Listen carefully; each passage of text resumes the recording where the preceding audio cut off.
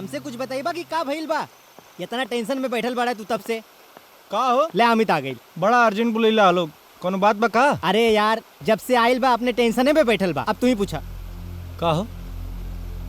का बताई यार, शादी के बंधन इंसान की जिंदगी के सबसे खूबसूरत बंधन होला, जकरा में दो इंसान एक दूसरे के साथ साथ फेरे लेके प्यार भरल जिंदगी बितावेले।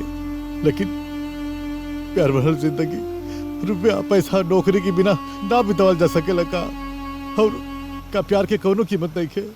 नरेंद्र, प्यार भरल जिंदगी के अरे धन दौलत के इस दुनिया में कोनो मोल नहीं खे यार। हाँ।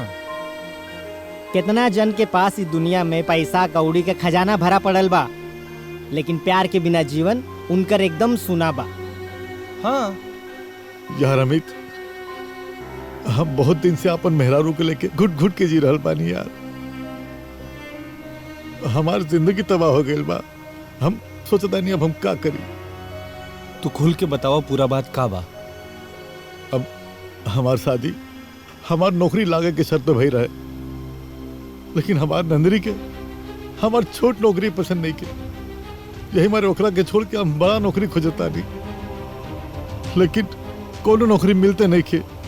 यही से हमार नंदिनी रोज आना अब हमार माई हमारे बाबूजी के और हमके ताना मारत बिया और हमके बेइज्जत करत बिया। हम तो सोचता नहीं कि हमार बेरोजगारी हमारा खातिर शराब हो गई बा यार। तू चिंता मत कर,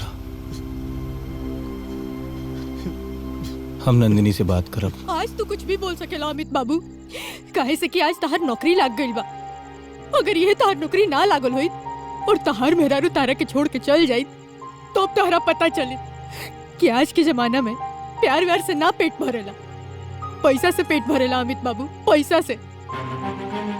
कहल बड़ा आसान होला अमित, लेकिन एगो औरत के सगरो सपना तबे टूट जाला जब छोट मोट जरूरत तो छोड़ दो, हर महीना में लागे वाला जरूरत के भी पैसा हमरा नरेंद्र लगे ना रहेला, तो हमरा के उनका माई बाबूजी से भीख मांगे के पड़ेला।